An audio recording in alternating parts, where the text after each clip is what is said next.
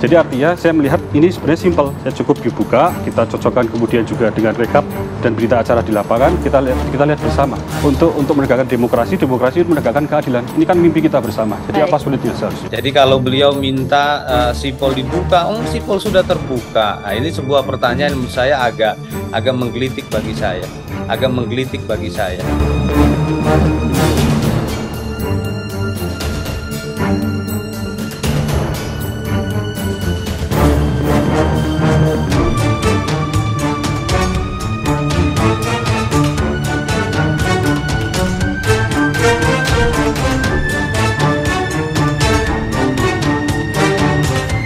Saya akan jalan kaki Jakarta Jogja bolak-balik, kalau perlu sambil engklek ya.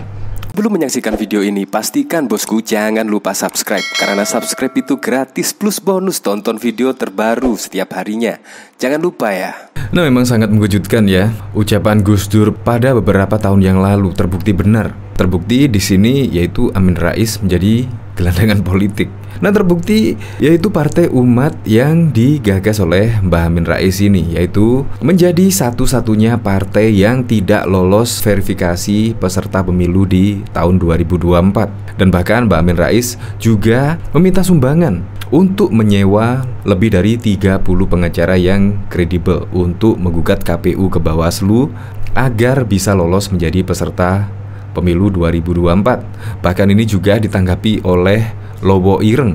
Saya akan jalan kaki Jakarta Jogja bolak-balik, kalau perlu sambil engklek ya. Wow. Ini menanggapi dari Alex Tam. Hadeh, Partai Umat kok kere ya, sampai minta donasi untuk sewa 30 lebih pengacara untuk tempur agar bisa lolos sebagai peserta pemilu 2024. Kalau nggak punya duit mending bubar aja. Dari sini Lowo Ireng menanggapi, yaitu memberikan komentarnya, ini kapan mau jalannya mbah? Malah sibuk nyari duit donasi, tipu-tipu somplak.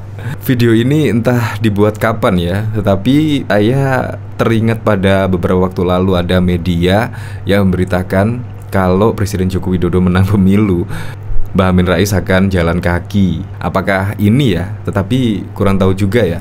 Yang jelas ada videonya terekam jelas, yaitu akan berjalan kaki dari Jakarta Jogja, kalau perlu engklek. Coba kita lihat komentarnya di sini ya. Undang-undang dasar ujung-ujungnya donasi, bikin partai itu perlu duit mbah. Kalau minta donasi malu-maluin, memangnya korban. Nah, bahkan juga Mbah Amin Rais ini ya menuduh pemerintah lah, karena partainya ini sering mengkritik pemerintahan Presiden Joko Widodo. Dan bahkan menurut Amin Rais, satu-satunya partai yang tidak lolos merupakan tindakan curang. Dari berita politik, kami menyatakan bahwa Partai Umat memang selama ini cukup kritis terhadap kebijakan pemerintah. Karena itu karena itu maka telah di-single out menjadi satu-satunya partai yang disingkirkan, kata Amin Rais. Pendiri Partai Umat itu mengungkapkan pihaknya mengantongi sejumlah bukti otentik baik berupa dokumen hingga audiovisual yang berisi rekaman upaya penjagalan oleh KPU daerah dua orang, yakni Sulawesi Utara dan Nusa Tenggara Timur.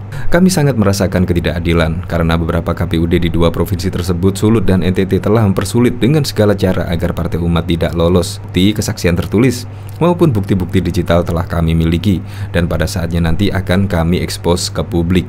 Dari 18 parpol tersebut, hanya Partai Umat yang tidak lolos verifikasi oleh KPU. Nah, jadi inget ya ucapan dari Gus Dur ini, yaitu di sini Gus Dur pernah melontarkan ujaran yang menyentak publik. Ia berkata preman-preman itu akan menjadi gelandangan politik seumur hidupnya. Celutukan itu syahdan diucapkan oleh Gus Dur tatkala Amin Rais memimpin sidang istimewa di MPR. Sidang itu akhirnya melengsarkan Gus Dur dari kursi presiden. Nah, merinding kan, ternyata ucapan Gus Dur pada waktu itu sekarang terbukti benar. Nah, ini bahkan dari Tony Situmorang juga mengomentari hal yang sama. Kayaknya bakal terbukti nih ramalan almarhum guruku Pak Gus Dur, si Amin Rais bakal jadi politikus gelandangan. Ucapan Gus Dur terbukti. Ya oke lah, semoga saja pemilu 2024 bisa berjalan dengan lancar, damai, dan bisa mencari sosok penerus pemimpin Indonesia untuk 5 tahun ke depan. Dan semoga masyarakat bisa lebih sejahtera dan membuat Indonesia lebih maju. Untuk lebih lengkapnya simak berita berikut ini, Good News Indonesia. Partai Umat merasa disingkirkan karena satu-satunya partai yang dinyatakan tidak lolos verifikasi faktual untuk menjadi partai peserta pemilu 2024. Begitu disampaikan Ketua Majelis Syuro Partai Umat Amin Rais saat jumpa pers secara virtual pada Rabu malam 14 Desember yang lalu. Amin Rais menduga tidak lolosnya Partai Umat lantaran sikap kritis para petinggi hingga kader-kadernya terhadap kebijakan rezim yang berkuasa saat ini, yaitu Presiden Joko Widodo. Kami menyatakan bahwa Partai Umat memang selama ini cukup kritis terhadap kebijakan pemerintah. Karena itu, maka telah di-single out menjadi satu-satunya partai yang disingkirkan, kata Amin Rais. Pendiri Partai Amanat Nasional PAN itu mengungkapkan pihaknya mengantongi sejumlah bukti otentik baik berupa dokumen hingga audiovisual yang berisi rekaman upaya penjagalan oleh KPU daerah 2 orang, yakni Sulawesi Utara Sulut dan Nusa Tenggara Timur NTT. Kami sangat merasakan ketidakadilan karena beberapa KPUD di 2 provinsi tersebut, Sulut dan NTT, telah mempersulit dengan segala cara agar Partai Umat tidak lolos. Bukti kesaksian tertulis maupun bukti-bukti digital telah kami miliki, dan pada saatnya nanti akan kami ekspos ke publik, pungkasnya. Dari 18 parpol yang mengikuti tahapan verifikasi, hanya ada 1 parpol yang dalam beberapa provinsi dinyatakan tidak memenuhi syarat TMS. Parpol tersebut yakni Partai Umat yang tercatat TMS di 2 provinsi, yakni Provinsi Nusa Tenggara Timur, NTT, dan Sulawesi Utara Sulut. Untuk daerah NTT, Partai Umat tidak mampu memenuhi syarat minimal 17 wilayah kepengurusan karena hanya tercatat memenuhi skala MS di balik 12 wilayah kepengurusan. Partai Umat syarat minimal 17, wilayah memenuhi syarat 12, kesimpulan tidak memenuhi syarat, kata Ketua KPU NTT Thomas Dohu saat membacakan hasil verifikasi. Sementara di Sulut, Partai Umat dinyatakan TMS lantaran dari syarat minimal 12 wilayah yang dipenuhi hanya sebanyak 1 wilayah. Partai Umat syarat minimal 11 wilayah, MS1, kesimpulan tidak memenuhi syarat. Demikian Ketua KPU Sulawesi Utara Meidi Y. Tinangon membacakan. Adapun 17 parpol lainnya selain Partai Umat tercatat untuk di 34 provinsi kepengurusannya dinyatakan MS semua. Berikut daftar 18 parpol yang mengikuti tahapan verifikasi oleh KPU. Partai Demokrasi Indonesia Perjuangan, Partai Keadilan Sejahtera, Perindro, Nasdem, PBB, PKN, Garuda, Partai Demokrat, Gelora, Hanura, Gerindra, PKB, PSI, PAN, Golkar, dan P3, Buruh, dan Partai Umat. Diketahui sebelumnya Ketua Majelis Syuro Partai Umat Amin Rais meminta semua kader dan simpatisannya menyumbangkan dana untuk kepentingan melawan KPU sebagai imbas tak lolosnya partai tersebut ke pemilu 2024. Dana tersebut nantinya akan digunakan untuk membiayai para pengacara yang akan memperjuangkan Partai Umat supaya lolos menjadi peserta pemilu 2024 dan juga kebutuhan-kebutuhan lain menjelang pemilu. Ajakan penggalangan dana tersebut disampaikan Amin Rais melalui maklumat Majelis Syuro Partai Umat yang disampaikan melalui YouTube Amin Rais Official pada Kamis 15 Desember 2022. Sahabat-sahabat, pengurus kader dan simpatisan Partai Umat di mana saja Anda berada, saat ini Partai Umat kita menjadi satu-satunya partai yang mengalami segala macam manipulasi dan diskriminasi, tidak diloloskan KPU menjadi peserta pemilu 2024.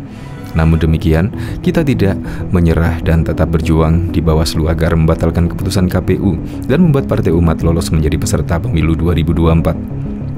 Untuk mendatangkan para saksi dan mempersiapkan segala sesuatu yang diperlukan dan juga untuk membiayai 30 lebih para pengacara kredibel, maka tentu pada umat memerlukan dana yang cukup besar. Oleh karena itu, kami menghimbau semua sahabat, pengurus, kader, dan simpatisan Partai Umat di mana saja berada, mari kita bersama galang dana untuk menyelamatkan Partai Umat, ujar Amin Rais. Sebagai informasi, Gus Dur pernah melontarkan ujaran yang menyentak publik. Ia berkata, preman-preman itu akan menjadi gelandangan politik seumur hidupnya. Celutukan ini syahdan diucapkan oleh Gus Dur tatkala Amin Rais memimpin sidang istimewa di MPR. Sidang itu akhirnya melengsarkan Gus Dur dari kursi presiden. Saat ini, publik menyaksikan Amin Rais tak lagi mendapatkan panggung politik, khususnya pada pemilu 2024. Dia kini justru meminta sumbangan kepada para kader dan simpatisan Partai Umat untuk melakukan perlawanan terhadap keputusan KPU tersebut. Partai Umat dan Komisi Pemilihan Umum kini sedang berseteru. Pasalnya, Partai Umat dinyatakan tidak lolos sebagai peserta pemilu 2024, sehingga membuat pengurus partai ini menjadi berang.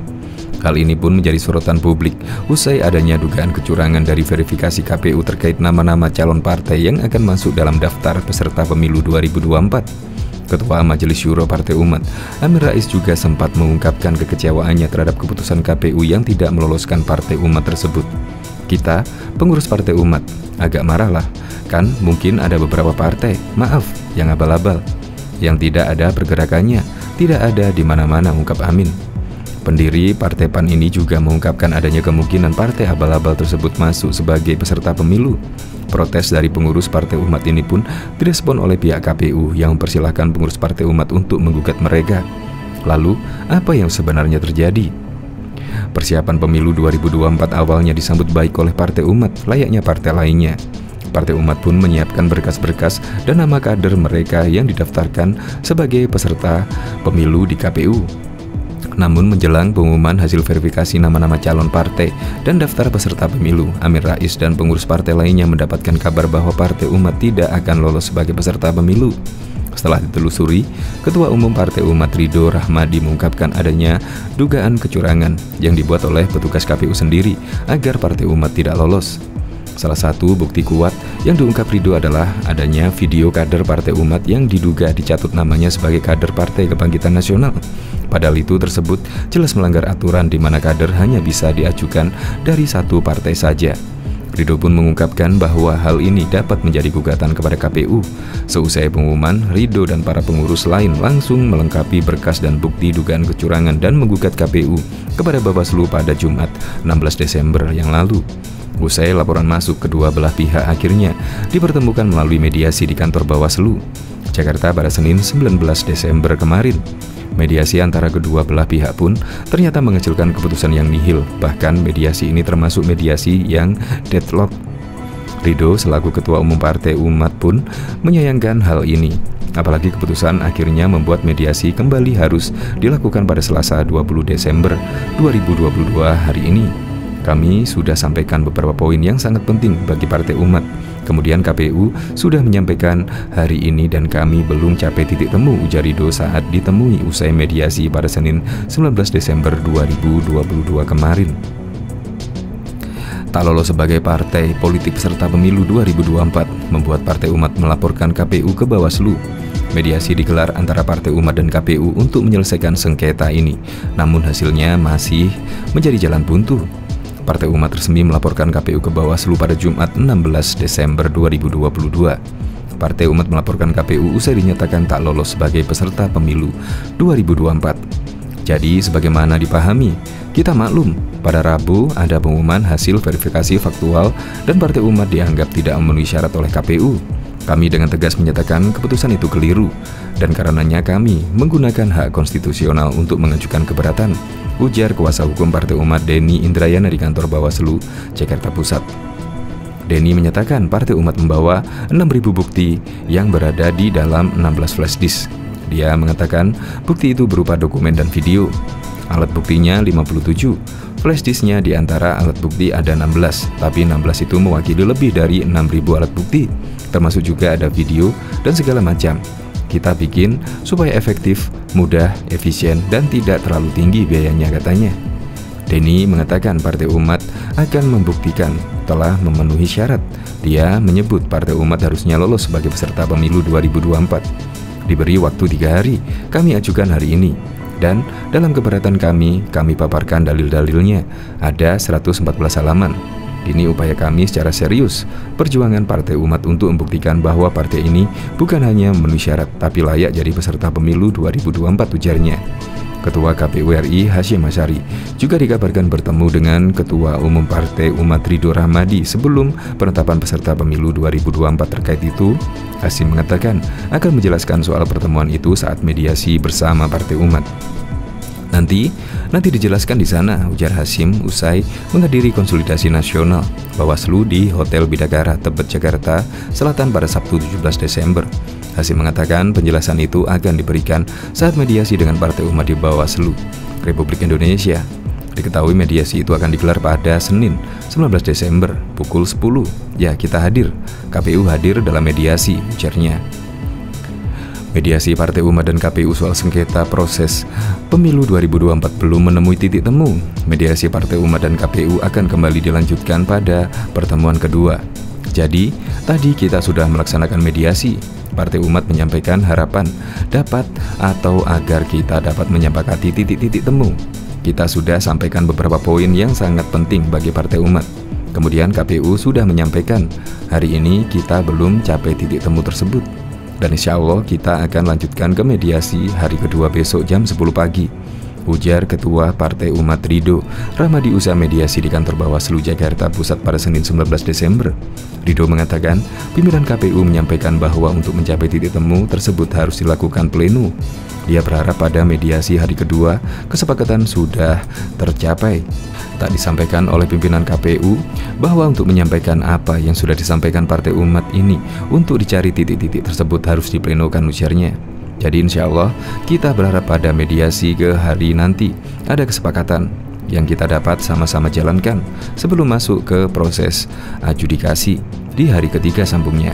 Sementara itu, kuasa hukum Partai Umat Denny Indrayana mengatakan saat ini Partai Umat fokus pada mediasi terlebih dahulu. Dia mengatakan Partai Umat yakin dapat mencapai hasil yang memuaskan dalam mediasi.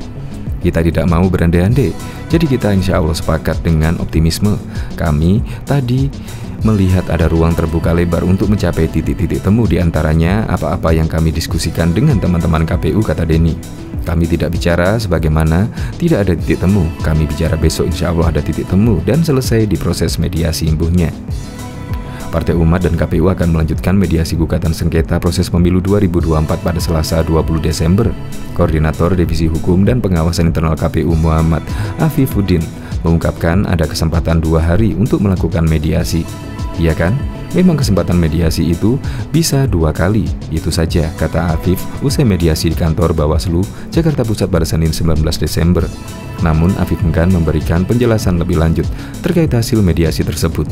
Dia menyampaikan akan memanfaatkan waktu yang diberikan untuk mediasi. Ya, kita mediasi lagi, mediasikan bisa 2 hari, dimanfaatkan 2 kali pertemuan, intinya mau dilanjutkan besok hari. Katanya menambahkan,